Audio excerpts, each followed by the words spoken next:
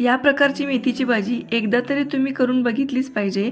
खायला पण भारी आणि करायला पण सोपी. तर ग्रेव्हीसाठी फुटाण्याची डाळ, शेंगदाणे आणि तीळ कढईत भाजून घेतलं. थोडंसं पाणी टाकून मिक्सरला एकदम बारीक पेस्ट करून घेतली. धुतलेली मेथी थोडी चिरून घेतली.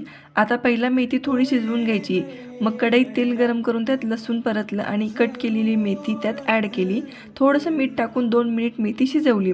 आता दुसऱ्या कढईत तेल गरम करून जिरे आणि कांदा थोडा भाजून घेतला.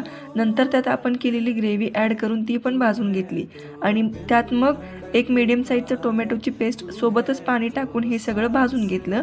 त्या ग्रेव्हीत मग धनेपूड, गरम मसाला आणि चटणी टाकली आणि हे सगळं मिक्स केलं. मग त्यात शिजवलेली मेथी सोबतच थोडंसं गरम पाणी ॲड केलं. वरून चवीपुरतं मीठ टाकलं. आता तडक्यासाठी तुपात लसूण आणि लाल मिरची टाकायची, पण माझ्याकडे लाल मिरची नव्हती म्हणून मी चिली फ्लेक्स टाकले आहे. तुपाऐवजी तुम्ही तेल पण वापरू शकता.